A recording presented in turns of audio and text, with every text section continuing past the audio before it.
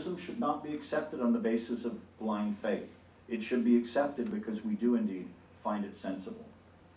Reflection and meditation on various subjects is something that you will find will truly give you perspective.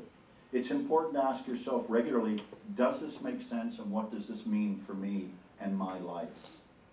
And it's a process of questioning that we'll talk a little bit more about later on, but it's absolutely critical. The Buddha essentially put it this way: only when it agrees with your experience and reason, and when it is conducive to the good and gain of oneself and all others, then should one accept the teachings and live up to them. It's from the Kalmatra Sutra, which Janet passed on to me earlier this week. So take the time, be patient with yourself, and go through this, and whenever you're reading something, whenever you're hearing something, if there is a question that comes up, or a that doesn't sound right to me, or easy for you, tougher for me, just make note of it. If it doesn't immediately resonate with you and something that you feel you can use, as my brother Martin once said, take a look at it. Do it like panning for gold. You get all this information coming in, sift it through, pull out the gold that works for you at this point in time. If something doesn't, I would urge you, don't discard it. A lot of people have challenges with some of the aspects of Buddhism. Rebirth is one of them. Don't discard Buddhism because you have a challenge at this point of time in your life with that concept. Put it on the shelf, leave it there, gain more knowledge as you move forward. Use what is working for you and remain yourself on that path. Sorry, Martin, you going to say something? No. Oh. Okay, no problem, that's all. The other thing I will mention, and this does go very much towards the point that we just talked about with Thich Nhat Hanh, I think it's of great value to understand the variety of perspectives. I would, however, caution you regarding those perspectives. We do have several people who attend a number of different temples. We have talked to the venerables here in reference to it. You really need to make sure that you're very well grounded before you literally go to a buffet of spiritual opportunities. And I don't say that to keep you at Foguan Shan. In fact, if you can find your spiritual guidance somewhere else, that is a very personal decision. Because in their essence, the teachings are very similar within a variety of religions. I am here because I believe that this is the best opportunity, the best practice I have to move ahead. But I would urge you not to go around sampling too many things. It does tend to be confusing, and very often the practices that are followed, while at the base are correct, on the surface, a lot of the information you heard can at times be somewhat confusing. So this is not a don't, this is I caution you in reference to that. So have a solid grounding as you would when you were taking any particular subject. You're taking a particular style of yoga, you go to 10 different studios teaching 10 different styles of yoga, it can be a little bit confusing. So I just wanted to pass on that cautionary note. I have a saying just above me, start your learning in Buddhism by being a true person. And I've talked at length about understanding yourself, being realistic with yourself. The analogy that we use best and most often is that of a mirror, and we often need to see ourselves very firmly in this particular mirror. It helps how we learn, it helps how we study, it helps our practice. And quite literally, the essence of that is that the mirror, when you are not enlightened and when you have not studied, is like a mirror covered in dust. You know the mirror, you know the true person, you know the person who does the right thing is underneath the mirror, but it is covered in dust. And essentially, what is that dust? That dust, quite literally, are the delusions and the attachments that we have in our life that hide us from seeing our true self. So for those of you with a pen and paper, Venerable Manyi asked me to ask you for next week, do some research. She's going to be asking you what the 6 dusts are and the 5 desires are, which is the makeup of the dust. There you go. I've done my duty. I've said it. I'll leave it up to you as to whether you remember that. So Venerable Master Sin Yung made the comment that Buddhism takes human beings as its essence. The Buddha is always emphasizing in his teaching that he is one with sentient beings. He clearly indicated that he is not a god. If we would like to become a Buddha, an enlightened one, we must practice in the human world. There is no other way to become a Buddha except as a human being. I mentioned also a stanza from the Sutra of Hineng, the sixth patriarch of the Chan school of Buddhism. It says, Buddhism is in the real world. It is not apart from the world. Seeking enlightenment apart from the world is like looking for horns on a hare. Good friends, if you want to put this into practice, you can do it at home. It doesn't depend on being in a monastery. Again, what's coming from within you? The comments being, focus on being in the world, focus on your practice, and that is the important thing. We're a little short on time with our start, so just one quick moment, and I will move ahead. If I could, Sure. this is my old book, but if you're looking for the six deaths, it should be in the back of your book, just to make life easier. I don't want to take you from Googling, but don't be frustrated, it's there. Jan's never a huge fan of the Google world, so that's No, I okay. love Google. Do you love the Google world? I think you do. But rather than be drawn and confused by all the different sites, Right. at this early stage with a new student, better to go where it is So written. the glossary is at the back of the book. A lot of the terms, you can often refer to the glossary.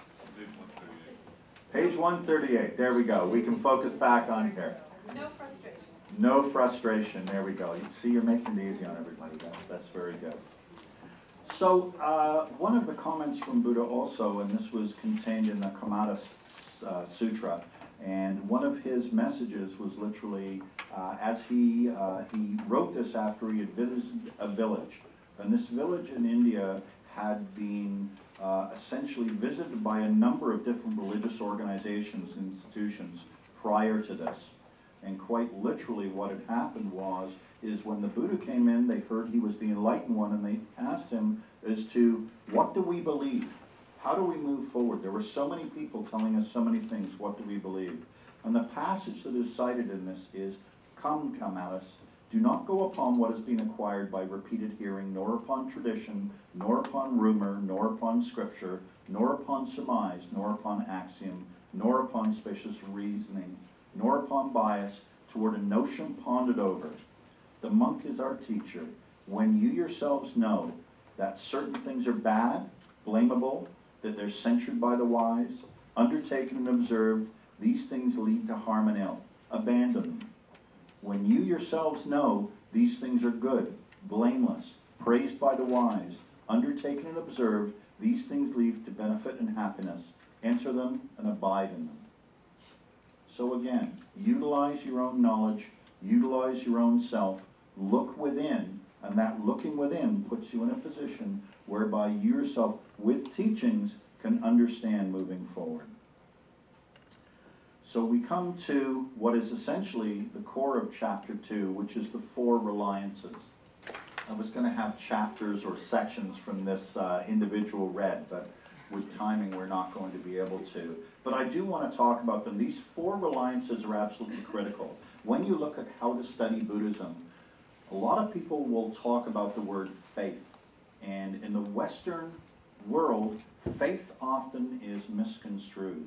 Faith often is looked upon as blind faith. If somebody says something, it must be true and one must follow that. And this really is something that I think needs to be fully understood and fully answered. Because when you get down to the core of what faith means when it's used in these contexts, in this chapter, it refers literally to faith in yourself. It can be started off as faith in Buddha. But if you believe in Buddha, if you believe in an enlightened one, you believe in Buddha nature, which is available in each one of us. The seed of enlightenment is in each one of us. Let's remember Buddha was a man, born a man. Through his practices, through the knowledge, karma, accumulated wisdoms that he had accumulated through his life, he achieved enlightenment. And that seed, that potential, is in each one of us.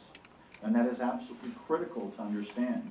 So when people are giving us knowledge and people are giving us information, how do we know it's correct? How does it stand the test of time? How do we know to move ahead? And it is these 4 alliances that underlie everything that you're going to be hearing. And I would suggest you can literally put them to the test with everything that you can do within the life.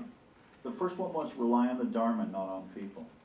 The thought being is that Dharma is consistent and true, that people themselves often do have, as we talked, perspectives, different interpretations, different conditions, and change throughout their life. What somebody believes at one point in time, and if you follow and lead them, is not necessarily what they believe at another point in time. That is why the Dharma, as it's written, is clear, concise, and unchanging. That is why there's the use of that. Quite literally, the thought is that instructors and teachers are very valuable to help show you the signposts along the way, but you always must consider the reliances when you're listening to what they're being said at that point in time. Listen to the teachings, rely on the materials, or read the materials, but to truly gain wisdom, rely on yourselves and your own experiences, and experience the truth yourself. Rely on wisdom and not on knowledge. Wisdom's the truth within us and does not change, but we become aware of it. I talked about the dust. That knowledge, that wisdom, that sense of right and wrong, what should you do in this choice? We make millions of choices every day. Do I take a right path? Do I take a wrong path? That is already within us. We need to scrape the dust off and clearly see those choices, because we fool ourselves every day. We see it every time we see fast food restaurants. Wouldn't that taste good? Wouldn't this food that we know is bad for us? I'll tell you, you often think of aliens from above looking down on the human race, shaking their head. We're not animals. We have so much ability to reason. We have brilliant minds. And we spend our time on diversion, chasing the material world, trying to go towards things that literally put us in a different reaction.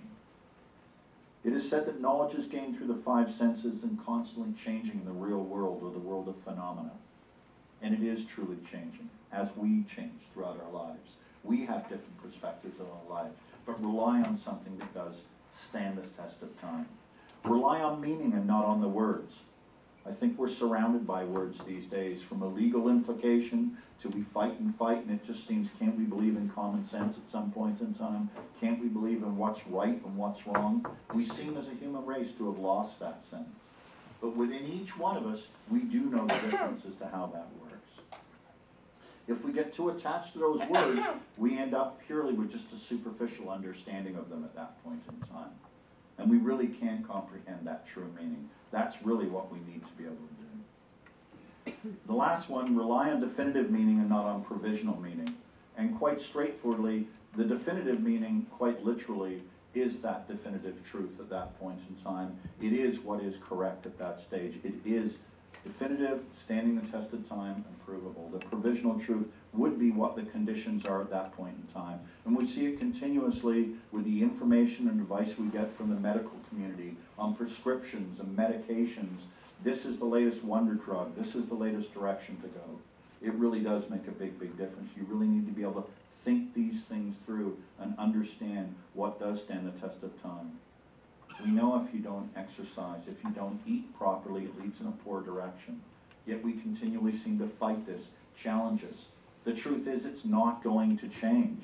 No matter how many whiz-bang exercise gurus that there are out there, we know basically what we have to do. Why do we fight it so much? No matter what the words are and shortcuts, it's just not going to happen. We move now to the state of mind of Buddhist practitioners, and with those four reliances that the Dharma looks at, that circumstances in your life come towards, we look at the ability to question things, we look at the ability to look for the truth in things, the real meanings. What state of mind are you in as you examine these truths? Buddha would tell us that a mind with faith, a mind of questioning, a mind of awakening, or no mind at all. Those being the four states of mind. So just in reference to timing, we'll just quickly go through. Use faith to study the Dharma. The importance of faith is like the roots of a tree. Faith gives rise to strength. Faith in a sincere mind allows us to study the Dharma. And again, bear in mind what we just talked about, faith. Not blind faith, faith in yourself, who you are, and the experiences that you've had. The ability to use questioning to study the Dharma. Small doubts lead to small awakenings. Great doubts lead to great awakenings. No doubt leads to no awakening. And this is all straight from the book. But quite literally, you put yourself in a position of questioning, We're a great society for looking at the negative and knocking things down rather than building things up. We like to take the underdog, make them champion, and once they're champion, what do? We like to knock them down again and promote the next underdog. But quite literally, as we look at this, we need to realize as we look towards that questioning, don't be confused of what that questioning really is. To be able to use it to examine, does it hold water? Question it utilizing the four reliances. Does it make sense? Does it hold an ultimate truth? Be it a part of the practice we live on, the direction that we go in. But always question everything and make sure that it stands the test of both time and that ultimate truth. Because somebody stands up and says something does not mean that it is the truth. And we are continually challenged. If, again, using the term, we are responsible for our own happiness, how can somebody else lead us or tell us what is going to make us happy if we ourselves don't examine it, understand it, and move forward with it from there? Use the awakened mind to study the Dharma.